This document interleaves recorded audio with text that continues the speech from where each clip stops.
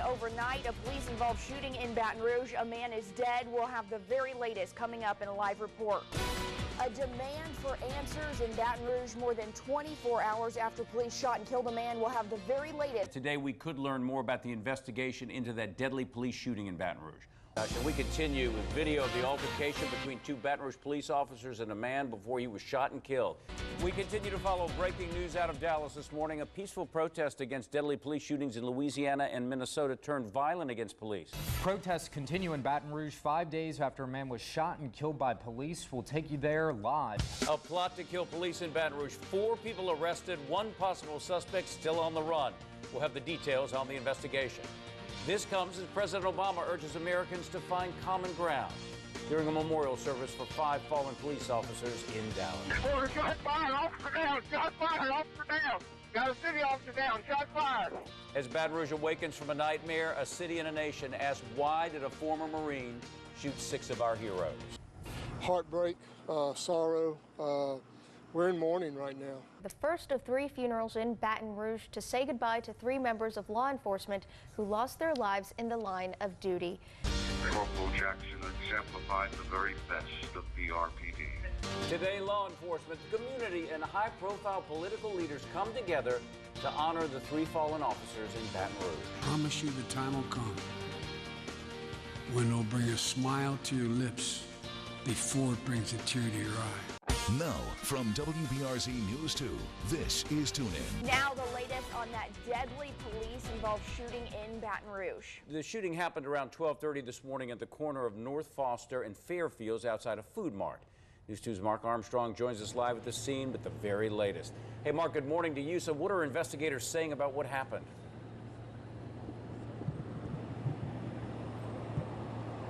Reports are still coming in at this moment this morning as there was what appears to be an officer-involved shooting here. There was a call-in at this triple food mart here on North Foster's Drive to respond to some sort of a suspect. The police arrived, 2 of them. 1 of them fired at that suspect this morning, and that suspect is now dead. And we're still continuing to gather data at this time to find out what exactly happened out here. So in the meantime, we're going to toss it back. We're live here in North Baton Rouge. Mark Armstrong, WBRZ News 2. We continue with video of the altercation between 2 Baton Rouge police officers and a man before he was shot and killed. Take a look. You can see there was a scuffle, and the man identified as Alton Sterling was thrown to the ground. Shortly after, 3 apparent shots were fired, then 2 more that are muffled. At one point, someone said, "He has a gun." News 2 has decided not to show the graphic portion of the video.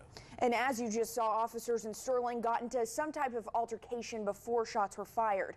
Police say officers were at North Foster and Fairfields around 12:30 Tuesday morning, responding to a disturbance call about a man selling CDs with a gun. The officers involved are on administrative leave this morning, and today we're expected to hear from Baton Rouge police about their investigation. So here's a look at stories making headlines on this Wednesday. Yeah, today we could learn more about the investigation into that deadly police shooting in Baton Rouge. Alton Sterling was shot and killed by police following an altercation outside this food mart at the corner of North Foster and Fairfields. According to police, the officers were responding to a disturbance about a man with a gun. The shooting has prompted protests, dozens of people gathering near the scene calling for justice. This is like a keg of dynamite that's waiting to blow up. People are willing to put more blood on the street, even if it's their own blood, to make sure that justice is not overlooked here. We will not allow the police to kill and just tell their story. And this doesn't make me anti-police. Believe that. This makes me anti-injustice. So if this is an injustice, damn it, we want to get to the bottom of it all. Protests in Baton Rouge has, for the most part, remained calm amid anger. State and local leaders are hoping demonstrations will remain peaceful. We believe you tonight, God, when you tell us that deliverance is at hand. People are also turning to their faith to get through this tough time for the city.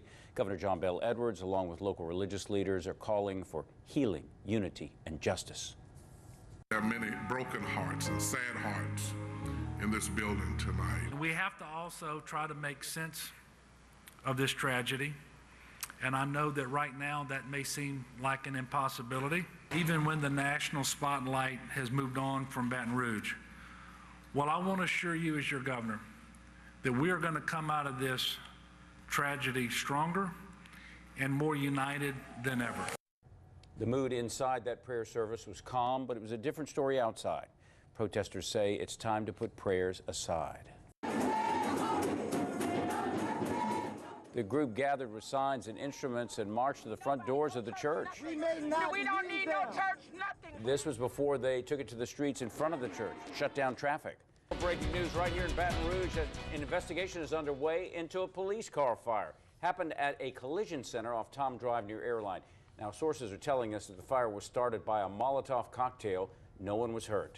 Also new gun violence blocks from where a man was killed by police in Baton Rouge. So please, for me, for my son, go home. Y'all don't stand out here. Just leave. Please go. Just go. Get away from here. This is the aunt of Alton Sterling. Sandra Sterling asked people to go home after 3 people were shot on Gus Young Avenue. According to police, 2 males walked up to a group of people, then started shooting. The 3 victims were taken to a local hospital with what's described as non-life-threatening injuries. The suspects then fled. The shooting remains under investigation at this time. And in Dallas, news continues to unfold in a sniper shooting near downtown City Hall. Police officers were targeted during a protest over the 2 police-involved shootings this week across America. 11 officers were shot, 5 killed. Many of the shootings caught on camera. The latest report has 3 suspects in custody and a 4th suspect is dead. Of course, we'll continue following all 3 stories and bring you the very latest information this morning. From the investigative unit, new information about the 2 police officers involved in the shooting of Alton Sterling. Both officers were targets of multiple internal affair investigations during their time with the department. Chief Investigator Chris Nakamoto has more. Inside the Baton Rouge Police Department, a stack of files nearly half a foot thick is painting a clearer picture of the 2 officers involved in Tuesday's shooting death of Alton Sterling. The Baton Rouge police officers you see in this video are Blaine Salamone and Howie Lake II. Both have less than 5 years with the Baton Rouge Police Department. Records reviewed by the investigative unit show Blaine Salamone received a letter of caution for causing a preventable crash in 2012. In June of last year, he got into a vehicle pursuit on Airline Highway and struggled with a man. He used his taser and was investigated for not carrying out orders. He was cleared by Internal Affairs. And 2 months later, he punched a man requiring him to get stitches on Jackson Avenue. The use of force complaint against him cleared in that case too. The paperwork we reviewed showed both men were fully trained, and now questions are being raised over the shooting. The other officer involved is Howie Lake II. He was investigated for excessive force twice. In this officer-involved shooting on Washington Street in 2014, Lake fired his department-issued Glock 22 7 times, according to Internal Affairs paperwork. Bullets struck the suspect, who went to the hospital. Lake was exonerated of any wrongdoing.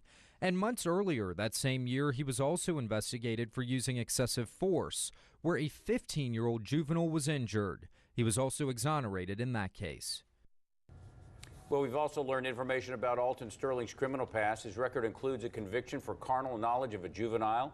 He also pleaded guilty to carrying an illegal weapon with drugs, and in 2011 was sentenced to 5 years in prison.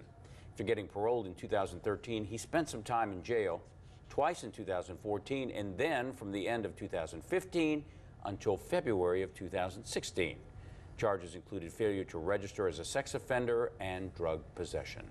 Protests continue in Baton Rouge 5 days after a man was shot and killed by police. We'll take you there live in just a moment. But first, breaking news of major traffic backup on I-12 near Airline. According to state police, this backup is protest related. We'll continue following this story and bring you the very latest. Right now, people are taking to the streets over the shooting death of Alton Sterling outside the Triple S Food Mart at the corner of North Foster and Fairfield. Today, demonstrations were held at the Capitol, at the shooting scene, and outside Baton Rouge Police Headquarters on Airline Highway. Our team coverage begins live at police headquarters with News 2's Mark Armstrong. Protesters have been gathered there all day, right, Mark? Yes, that's correct, Natalia, and good evening, everybody out here. It has been a long day out here with all these protesters. Dozens of people out here throughout the night. And for the most part, this is what we've been seeing throughout the night, is people just like this protesting peacefully. Now, I want you to take a look right across the street there. You see all the police officers. That's on the other side of Goodwood there. We're right on the intersection of Goodwood and Airline Avenue. And for the most part, like I said, very peaceful. But we have some video here that you're going to see of some of the tense clashes that we've had this evening. Those tense clashes happened about 3 times. The first one happened first after 6 o'clock. That's when what I hear from protesters is actually the Black Panther Party that instigated the first bit of violence. Now, the second part of violence happened right here on Goodwood as police were pushing them back. I'm not sure what exactly started that. The third time that riot police engaged these protesters was when they marched forward over here. They announced that they want everyone off the street or they get arrested, and then they pushed back. We're not just going to keep bagging down. You know, we're going to really stay within the laws. That's why I want everybody to stay on the side. Stay on the side of the road. Now, they were over there, and that's fine, and I guess they're going to stay over there because we're going to move around, and now you're going to earn a little money, run around and get a little sweat going on because you're already pissed off that y'all here. But I'm not going to keep bagging down. How many times do I have to lay down? How many times do we have to see this? Hundreds of people across the country were hauled off to jail and booked after clashes with law enforcement over the weekend. Right here in Baton Rouge, the total nears 200. Just yesterday, 50 people were arrested following a protest on Government Street near downtown. Some arrested trying to get on I-110. People are protesting, of course, over the shooting death of Alton Sterling by police. Happened nearly a week ago outside the Triple S Food Mart, the corner of North Foster and Fairfield. It's been an emotionally charged week for many communities in Baton Rouge. Yeah, Alton Sterling was shot and killed by police a week ago today. Tune in's Michael Vinceno's live outside Baton Rouge Police Headquarters on Airline with a look back at what's happened so far. Hey, Michael, good morning again. Kind of quiet out there this morning, right? Hey, good morning, JP. Well, there's certainly no protesters out here this morning. We haven't heard about any within the past day or so, actually, but that doesn't mean that it hasn't been that way for the past week. There were hundreds of people out here over the weekend, but let's take a look back at the week as a whole first to start off. Now, last Tuesday, police received a call around 2:30 in the morning regarding a man with a gun at the Triple S Food Mart. As soon as they arrived, they found Alton Sterling, and an altercation quickly ensued. The police said that the tasers didn't work, so they fatally shot Alton Sterling. Now, the very next day, on Wednesday, the family spoke to the media and several people protesting, and just an emotional press conference calling for the resignation of the mayor and the Baton Rouge police chief. Now, shortly after, the chief, the mayor, and the district attorney all spoke at a different press conference here at Baton Rouge Police, and they formally turned the case over to the Department of Justice.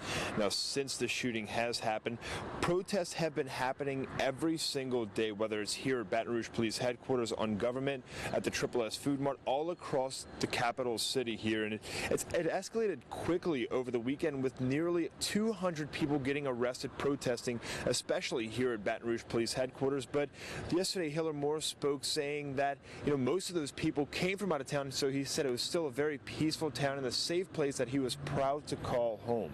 Now, the reason why he called that press conference was to turn the case over. He said he gave it to the Attorney General because he was good friends with Blaine Salamone, one of the officer who shot and killed Alton Sterling. He was good friends with his parents for most of the time that he was in office, so he felt that it was just necessary to turn the case over in order to serve a fair and just trial. Back to you. From the investigative unit this morning, people in Baton Rouge still asking the question, where's the mayor? This comes after many city officials have been vocal and visible since the shooting death of Alton Sterling, which sparked protests in the city. The last time we saw Kip Holden address the public was last Wednesday. In front of City Hall yesterday, protesters were calling for his resignation. People are looking for answers as they haven't seen the mayor since. General Russell Honore says it's time for Holden to talk to the public. And he leads this police force. He is a senior elected person in this town. It's not the governor. The mayor of the city has certain constitutional responsibilities. And we hope the mayor will stand up to that. It's a sign of absent leadership because we've seen this mayor active before. But we need him with the enthusiasm he takes to the Bayou Fest and to the LSU games, we need him to be here today. This is a very uncomfortable position. The mayor refused an on-camera interview, but did speak to News 2 on the phone Monday. He told us he's been briefed on all meetings about the situation. As to why no on-camera interview, the mayor said, quote, "If I do an interview with you, there will be 40 other people I have to do an interview with." The fallout over the Alton Sterling shooting has spawned legal action. Yeah, the owner of that convenience store where Sterling was killed is suing the Baton Rouge Police Department and the officers involved. Abdullah Mulafi says immediately after the shooting, Officer Blaine Salamone went into the store, confiscated the store security system without a warrant. He also says he was locked in a patrol car for more than 4 hours after the shooting. Suit is asking for an unspecified amount in damages. Salamone and Officer Howie Lake were identified by police as the officers involved in the shooting. They continue to be on administrative leave pending the outcome of the investigation. Well, Baton Rouge Police didn't want to comment on that lawsuit, but the department filed a search warrant in relation to evidence collected at the scene. Police say Sterling refused to obey officers. They restrained him and used their tasers. The warrant goes on to say the officers saw Sterling reach for his pocket where they previously saw part of a gun. That's when officers say Sterling was shot and killed. District Attorney Hiller Moore says he will remove himself in any possible prosecution of the 2 police officers involved in the shooting. Blaine Salamone and Howie Lake, II, are on paid leave following the shooting death of Alton Sterling. Both of Salamone's parents are police officers. Moore says the long-term professional relationship with both is why he found it necessary to step out.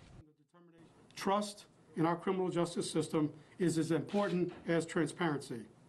Due to the professional relationship that I've had with his parents of one of the officers involved in this shooting, the best way that I can maintain that trust is to request another prosecutor be appointed in my place. The motion of recusal has already been filed. We continue with the ongoing investigation in Baton Rouge into a plot to kill law enforcement in Baton Rouge. 4 people are locked up this morning. Police believe a 5th suspect is still on the run. The plot was discovered after a stash of guns was stolen from a pawn shop over the weekend. Their whole purpose was to use these guns to harm or kill a police officer in the Baton Rouge area. 8 guns were taken from the Cash America pawn shop on Government Street Saturday. Thieves entered the business through the roof. One was caught nearby and confessed about the plan to kill police. Antonio Thomas, Malik Bridgewater, and Trishon Coates, along with a 13-year-old, face charges. This exclusive video WBRZ recorded on Monday shows federal agents raiding a house with local law enforcement looking for the stolen weapons. Now, we've learned that 6 of the 8 have been recovered. At least 1 from the pawn shop was found in that house. The man who owns it told News 2 he was allowing a man in the neighborhood to stay there until he gets back on his feet.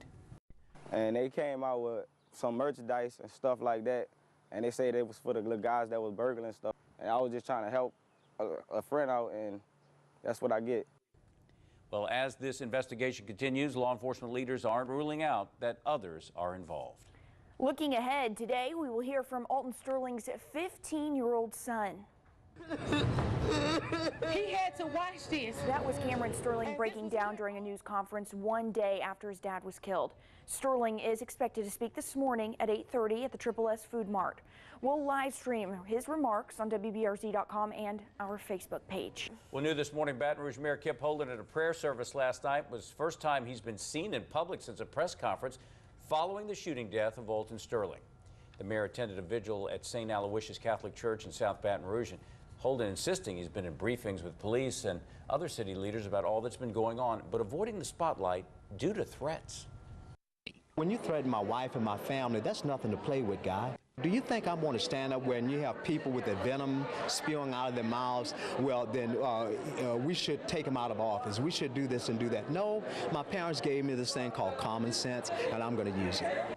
While the mayor shook hands, demonstrators were out holding hands, coming together yet again. Across the street from police headquarters, the crowd was smaller than previous protests. But it's not about chatting, killing the police. It's not about that. I mean, we got to find some common ground. It's been a week since Alton Sterling was killed. People have been protesting in different parts of the city since then. The mayor has called for demonstrations to remain peaceful. Law enforcement community mourning the loss of 3 of their own this morning. 2 Baton Rouge police officers and an East Baton Rouge Parish Sheriff's deputy were killed in the line of duty. Officers Matthew Gerald on your left, Montrell Jackson in the middle, along with Sheriff's Deputy Brad Garafola. Heartbreak, sorrow. We're in mourning right now. You know, anytime you lose an officer, but you lose 3 officers in one day at one time is just traumatic on not only, you know, all our officers with all the agencies, but with this community. We're a community that's been hurting for the last 2 weeks, and this didn't help. This is not helping. So we've got to pick ourselves up here. The officers were killed during a shootout with a gunman on Airline Highway early Sunday morning. They were responding to reports of a man wearing all black carrying an assault rifle. Within minutes of the scene, shots were fired. Officers were down. In all, 6 officers were wounded, 3 died. During the chaos, the suspect was also killed. The investigation into this tragedy continues. We continue with the chilling dispatch recordings from the deadly police shooting that reveals how the day turned tragic. Gunfire erupted on a busy stretch of roadway just before 9 a.m. Sunday morning. After reports of a man wearing black head to toe was armed with a rifle and walking down Airline Highway. Be advised, I'll be out of the city at the Be Quick on Airline Highway, across from Hammer Mall. Supposedly a lady came up and said there was a subject walking with a coat and a assault rifle out here behind the store. Well, shot fired, officer down, shot fired, officer down. Got a city officer down, shot fired. Shot fired on Airline. I know where the subject shooting from. Just horrifying hearing the panic in their voices. As dispatch routed officers to the scene, they spotted the suspect. A shootout followed. In all, 6 officers were shot. 3 later died at the hospital. The gunman was also killed, and people living near where the shooting happened are just horrified. I don't feel like we're safe. I feel horrible for the cops, you know, for the whole police force, just in general. I'm really stunned. I never, just stunned. Officials believe the shooter acted alone. Several people were taken into custody for questioning but later released. And we have live team coverage this morning. News 2's Michael Vincento is on Airline Highway where the shootout took place, and Brittany Weiss is at Our Lady of the Lake Hospital near the site of a growing memorial, also where one officer is fighting for his life. Brittany, good morning to you again. And what is the latest on the conditions? How are those officers doing this morning? Well, we do know that 2 East Baton Rouge Sheriff's deputies remain in the hospital this morning. Nicholas Toulier is 41 years old. He had surgery yesterday, and he still has several other surgeries to go. He's part of the Uniform Traffic Division, and he's been with the Sheriff's Office for 18 years. Bruce Simmons, 51, is also with the Uniform Traffic Division. He's been with the Sheriff's Office for 23 yeyears. He has non-life-threatening injuries. And as you said, people have been coming by the hospital, dropping off flowers, dropping off cards, balloons, just praying for these deputies in the hospital, making sure they recover. We'll send it back to you. Community rallies around their heroes. Brittany, thanks for that. Now to the 9,000 block of Airline Highway, where a car wash and a beauty supply shop are located. 2 addresses that would be ignored by passers-by at this hour, but not today. 2 News' Michael Vincento joins us with the latest from the shooting scene. Michael, good morning to you. I guess it's a much different scene than we saw yesterday morning.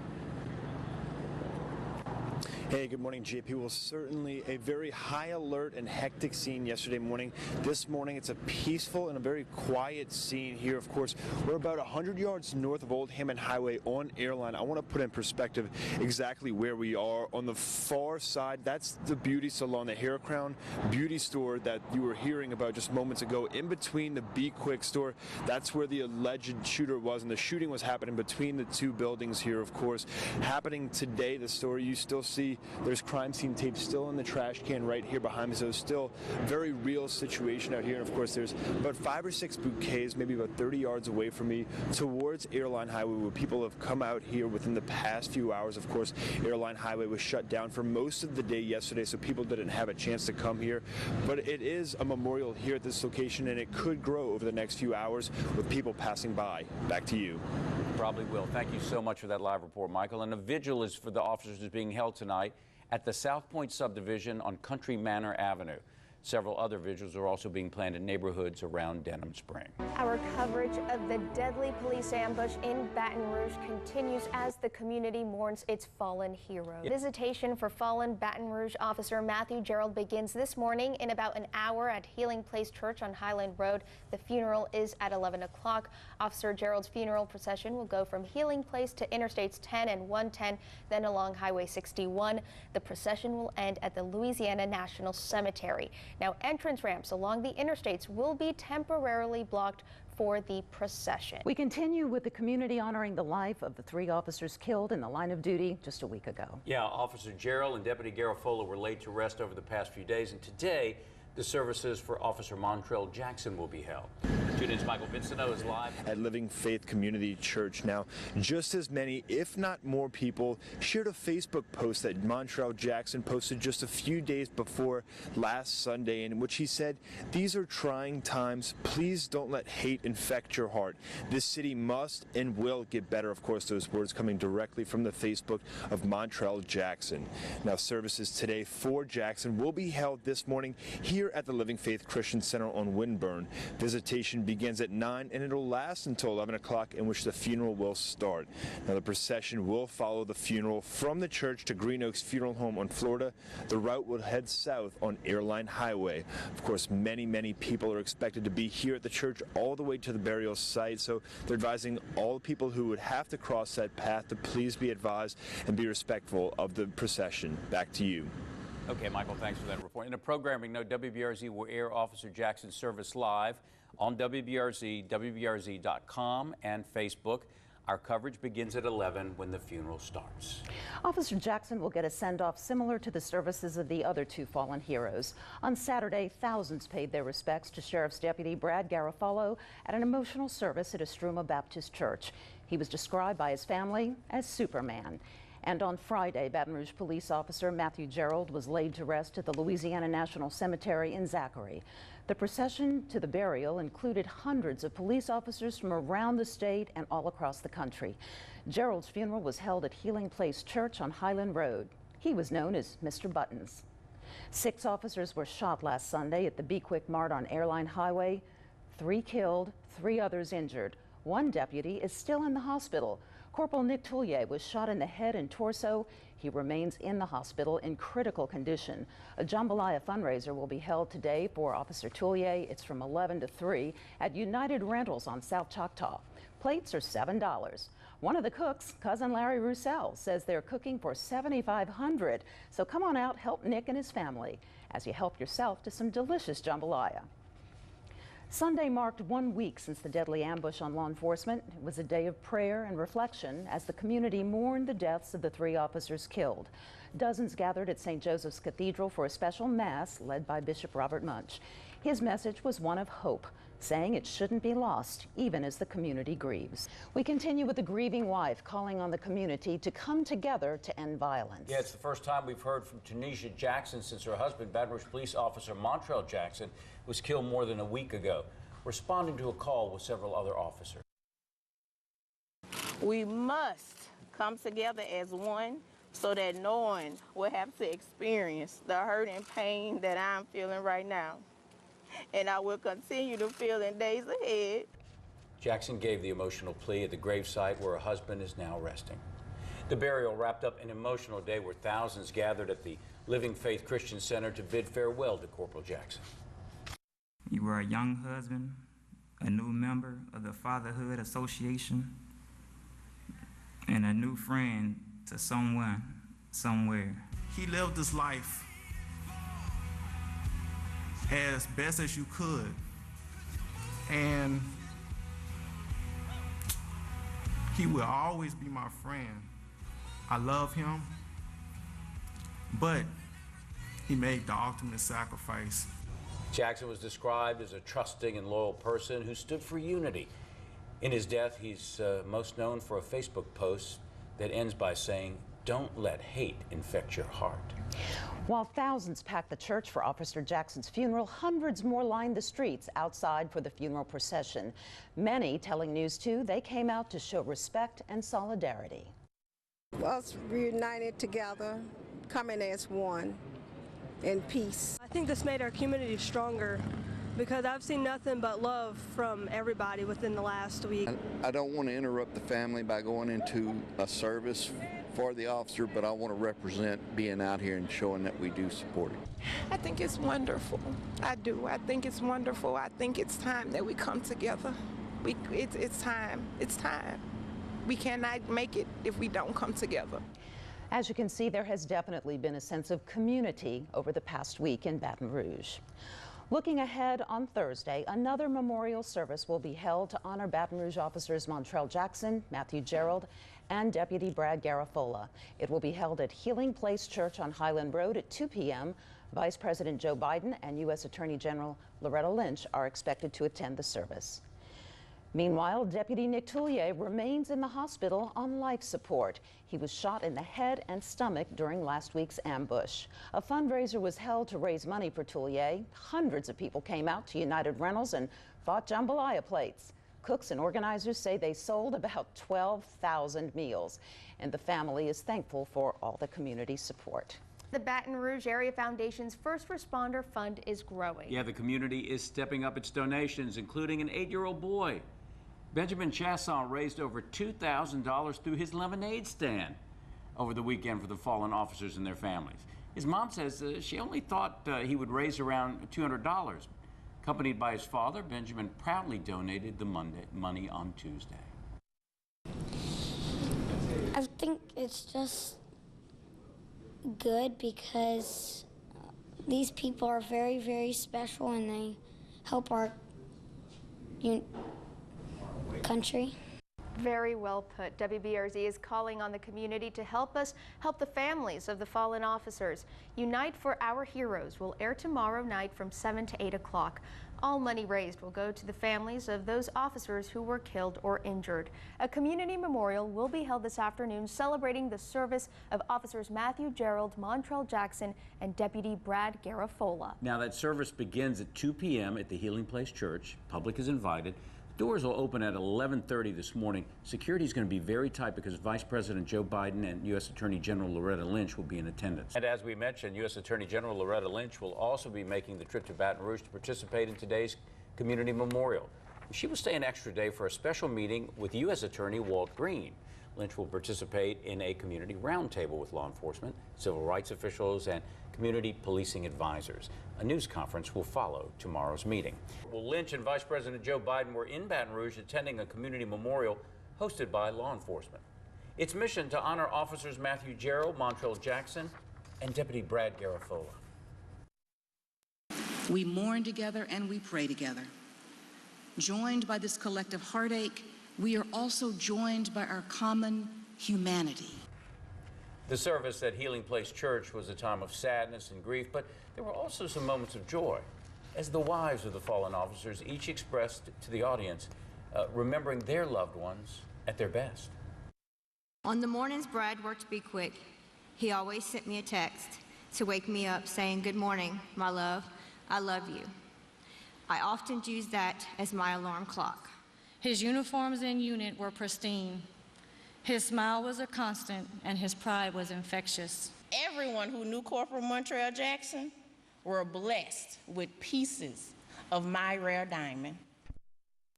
Before heading back to Washington, Vice President Biden and his wife met with the families of the fallen and injured officers.